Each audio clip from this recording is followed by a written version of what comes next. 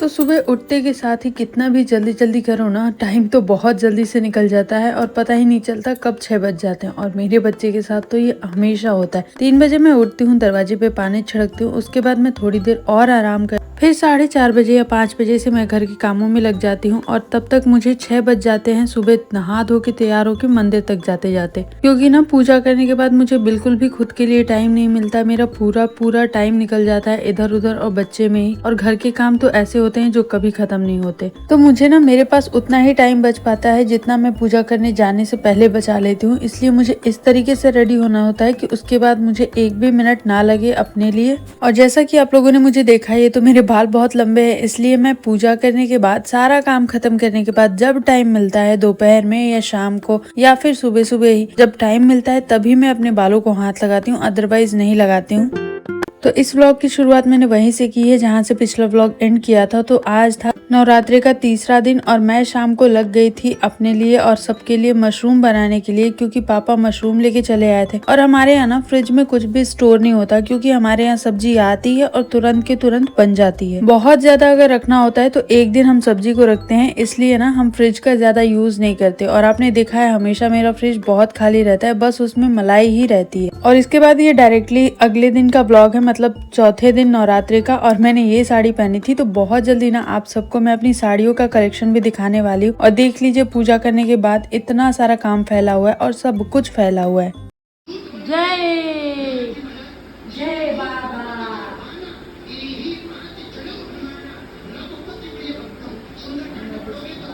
जय जय जय। और ये नाइट क्रीम मैंने आप लोगों के साथ बहुत पहले भी शेयर की थी और फिर से इसको शेयर कर देती हूँ। आप लोगों को बताना जरूरी है कि हाँ, मैं इसको यूज करती हूँ और बहुत अच्छा इफेक्ट दे रहा है ये, क्योंकि इसमें राइस है, मतलब माड़ है, और उसके साथ है एलोवेरा और रोज वाटर। तो ये बहुत अच्छा नाइट क्रीम का काम कर रहा है मेरी स्किन के लिए, खास तौर से उन स्किन टाइप के वालों के लिए जिनकी स्किन बहुत ज्यादा ड्राई है या बहुत ज्यादा सेंसिटिव है।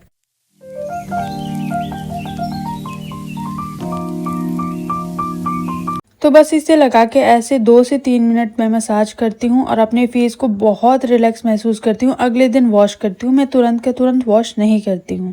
पूरी रात रखे रहने से ना जो भी वो पूरा स्किन ऑब्जॉर्व कर लेता है और स्किन बहुत अच्छा हो जाता है और टाइट भी हो जाता है।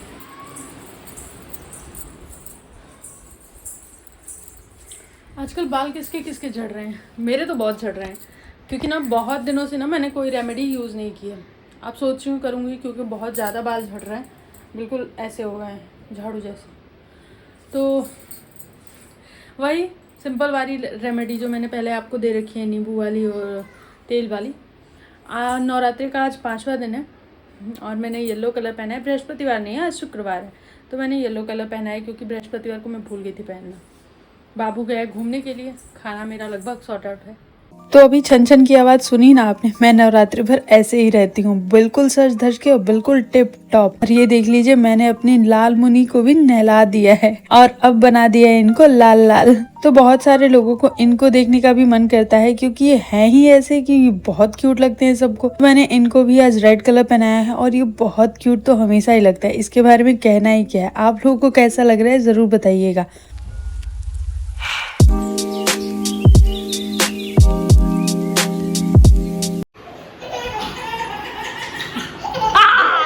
और जैसे जैसे ये बड़ा हो रहा है और जैसे जैसे मैं इसके व्लॉग्स बनाती जा रही हूँ, मैं लोगों से कहती रहती हूँ कि ये बहुत अच्छा है, बहुत अच्छा है, बहुत शरारत कर रहा है ये आजकल।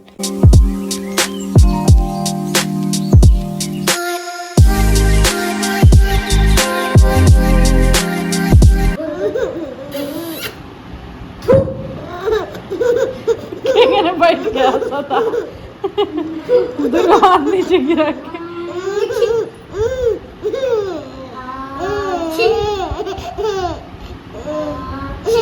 भाग कर भाग।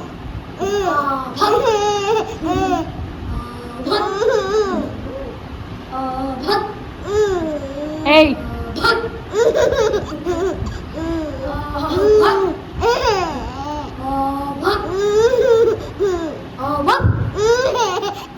Abang!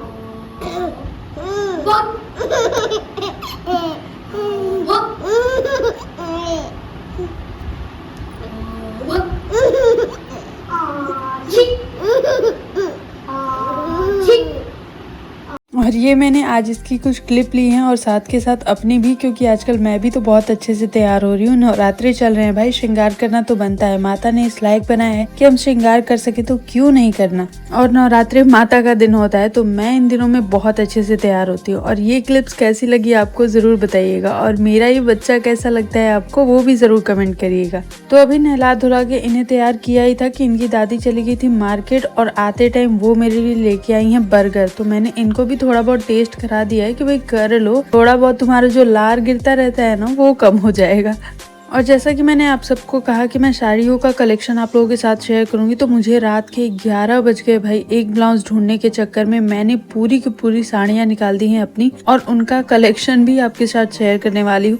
क्योंकि इतना ज्यादा निकाला था ना, तो मैंने सोचा थोड़ा बहुत शूट कर ही लिया जाए। करीब करीब मेरे पास 100 साड़ियाँ होंगी, और सारी की सारी मैं आपको दिखाऊंगी, ताकि आपको ये डाउट ना रहे कि हाँ इतनी साड़ियाँ भी किसी के पास हो सकती हैं क्या। जी हाँ, मेरे पास हो सकती हैं। और ये देख लीजिए, कुछ तो ऐसी हैं जिनको अब तक मैंने खोला भी नहीं है, सिलवाया भी नहीं है। और इस नवरात्रि में मैक्सिमम वो साड़ियाँ पहन रही हूँ जो मैंने एक भी बार नहीं पहनी है, सिर्फ सिलवा के रखी हुई है। तो अभी मैं, गर्मी इतनी पड़ रही है ना, इतनी पड़ रही है कि मैं उसका बिल्कुल ध्यान नहीं दे रही हूँ। मैं बस ये ध्यान दे रही हूँ कि मुझे नवरात्रि में सज धज के रहना है और अच्छी अच्छी साड़ियाँ पहननी है। तो इन साड़ियों में से आपको कौन सी सबसे अच्छी लगी वो भी बताइएगा, क्योंकि ये वाली ना मेरी बहुत फेवरेट है। ये मुझे बहुत पसंद आती है, इसे दुल्हन साड़ी कहते हैं। और जब मैं BA 3rd ईयर में थी ना, तब मैंने ये साड़ी खरीदी थी। उसके 3-4 साल बाद मेरी शादी हुई थी।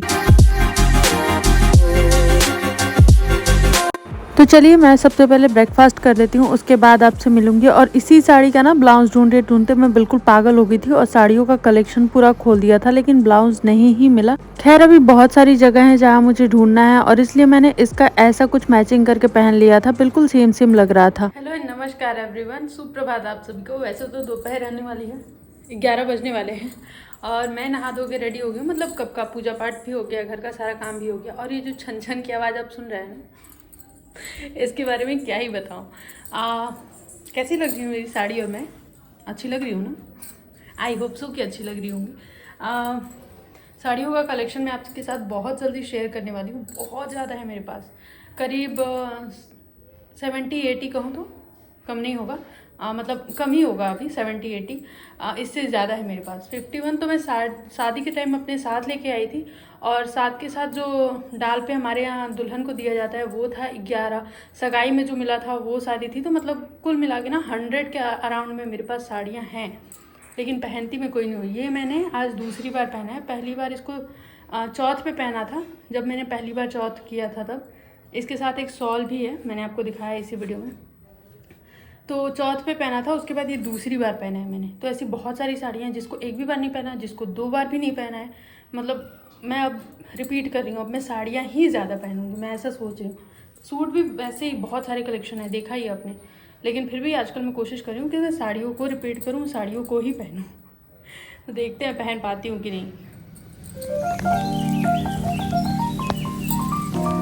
और आजकल ना थोड़ा ऐसे टाइप के झुमके भी पहन रही हूँ, ताकि थोड़ा अच्छा लगे। साड़ियों के साथ में ना थोड़ा बहुत मेकअप अच्छा लगता है।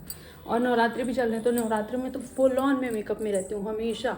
मेरे नेल पेंट्स, मेरे पैर का आलता कभी नहीं छूटता। अलग अलग डिज़ाइंस करती हूँ, अलग अलग तरीके से सज सवर के एकदम तैयार रहती हूँ। छन छन सुन ही रहे हो आप।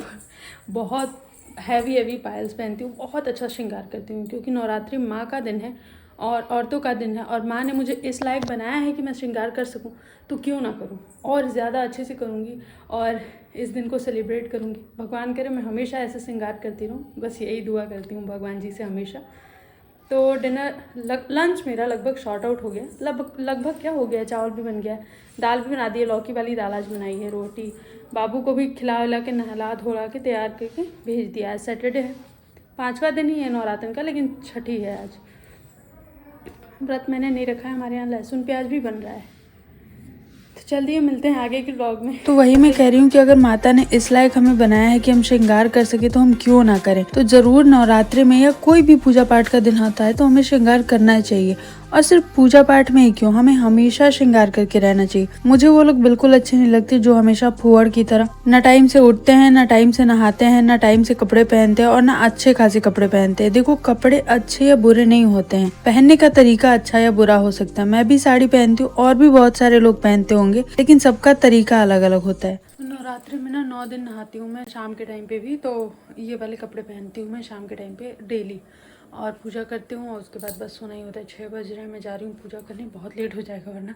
अब बाद में आपसे बात करती हूँ। तो पूजा करके मैं आई और इन जनाब को लेके चली हूँ सुलाने के लिए। अभी 7 बज रहे हैं, मेरा डिनर तो कंप्लीट हो गया क्योंकि आप सब तो जानते हो ना मैं इतना जल्दी क्यों खाना खाती हूँ। और ये देख लीजिए मैंने बहुत मजबूती से चिपकाया था फेविक्विक से, लेकिन इन जनाब ने आज क्या किया है, मुझे लग रहा है मुझे फिर से इसे चिपकाना पड़ेगा, पर कोई बात नहीं, क्या करे, बच्चा है, इतनी शरारत तो करेगा ही। अब हम सोच रहे हैं कि इस बोर्ड को ही यहाँ से हटा दें क्योंकि ये बहुत दिक्कत कर रहा है। बार बार बाबू इसको पकड़ के खड़ा होता है और गिरता है, जिसकी वजह से बेड पे मुझे बहुत सारे तकिए और बहुत सारे गद्दे लगाने पड़ते हैं ताकि उसे कहीं से चोट ना लगे। और जैसा कि वो अब बड़ा हो गया है तो और शरारतें उसकी बढ़ती जा रही हैं। तब